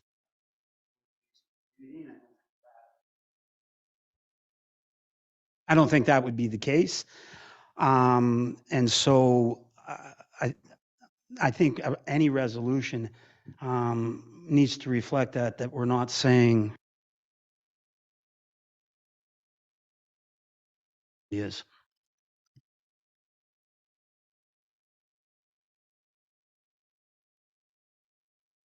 Anybody have anything else? I just want to, recognize the people that, the counselors that took the time to go and find out about this, with the NWMO. We're also very open to, if there's other groups that are opposing this, if they would like to come to council and do a delegation or speak to, their concerns. We welcome them. I think we've had them in the past with the previous council, but we're also welcome to if there's other people with another viewpoint that we welcome them. Yes, Councillor Sean? Mayor Ferguson, totally agree. And there's some pretty good Zoom meetings by the people that are opposed to it, to the big organization of it. I've sat in on a few, and they do provide a different perspective. And even though I got a lot out of going to Toronto and seeing it, there's some interesting things that you can learn by it, going into these Zoom meetings and listening to them. Yeah, Just to get, so you get both perspectives. exactly, and that's what I encourage everybody to educate themselves and find out both sides of the story of both viewpoints, and so they can make their own decisions. I just want to echo what some of the stuff that Jason said. Is we're not saying we want a nuclear waste repository in Atikokan. I think that is not what we're debating anymore. That is not coming to Atikokan. That is definitely not coming to Atikokan. Whether it's chosen for Ignis or South Bruce, we don't have a say in it. I think what Jason is asking is that we go into it with an open mind, that if it does come through to Ignis, that we are as Councillor Knowles hates the term, but that we are open for business. And we we don't want to put, I don't want to see a gate put up and not allow anything, because there's a nuclear energy, if anybody's watching the news in the last few weeks, is the way the world is going. And I don't speak for OPG, but from what I understand from the IESO, they're expecting the demand for energy, electricity to double in Northwestern Ontario in the next 15 to 20 years. And they're not making, there's no plans for any hydro dams. They're not starting any coal plants. Hopefully they keep the biomass plant going. Hopefully it expands and runs longer. But that is only a small portion of what we're going to need for energy in the Northwest, and if we want the Northwest to grow. So if there is an opportunity, from what I understand, if there was a small modular reactor in Atikokan, that would keep that site going for at least the next 50 years. That we would have OPG. So just with that being said, so again, I welcome if there's another point of view, if there is another delegation that wants to come and talk about it at council. But I think for us sitting on a 30-year resolution, I think it needs to be updated. The wording is going to be a challenge to make sure that we're saying the right things and saying what we mean. But I think it's I think it's something that we have to move forward on, one way or the other. That's Councillor Johnson. I don't know how appropriate this is, but if these tours are available to the public, I would request that Mr. McKinnon try and get a look at what it's all about. I'm sorry? I'm sorry. I apologize. Okay, thanks, Jason. Anybody else? Anything on that topic? Okay, we'll move forward, and the next is a resolution for janitorial service. Moved by Councillor Shine, seconded by Councillor Knowles. Resolve that council award janitorial service contract for the municipal office to Jackie Johnson. In favor? Carried.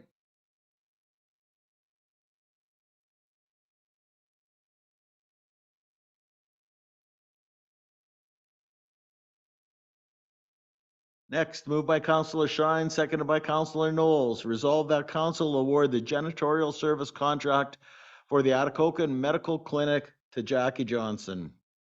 In favor? Carried.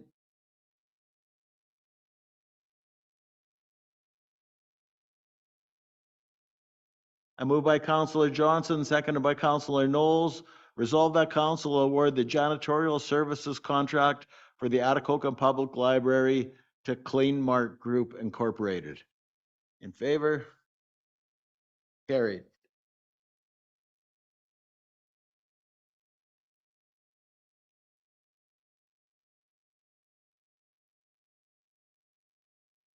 And next is our last issue under other business is holiday greetings from mayor and council. So I don't know if everybody would like to give a greeting, but we'll start with Councillor Shine. Thank you, Mayor Ferguson. On behalf of myself and my family, I wish everyone a safe and happy holiday. Enjoy your time with your family. Thank you. Councillor Knowles. Thank you. I'll keep it super short. Happy holidays. Thank you. Councillor Zacharias. Happy holidays, stay safe, and make good decisions. Councillor Johnson. On behalf of my patient wife and myself, I want to wish everybody a Merry Christmas and a safe one. Have fun with your families. And just as a note, if the young kids see that Santa's sleigh is parked on my front lawn, he couldn't take it back to the North Pole because I got a little bit more work to do on it to make it safe for him. But I assure you that the sleigh will be in his hands for Christmas. Thank you, Councillor Johnson, and thank you for taking care of Santa. Councillor McQuay. On behalf of myself and my family, I wish you all a very Merry Christmas and Happy New Year and all the best in 2024. And be safe. Thanks, Councillor. And I'll go last. I want to take this opportunity to wish all the citizens of Atikokan a happy holiday season. It's this time of year that we all take stock and reflect on the blessings and good fortune that we may enjoy. We also need to take this time to think about the people that are less fortunate. Christmas is a time for giving and sharing and to raise spirits of all those in our community and help those that are not as fortunate. I hope everyone could take the time and give those that can truly use the help a helping hand. Again, I want to wish everyone a Merry Christmas and a safe, happy, and prosperous New Year. And with that, I will move by Councillor Knowles, seconded by Councillor Johnson. I will resolve that this meeting do now adjourn. In favor? Carried. You have fun this meeting, Sue? Ooh.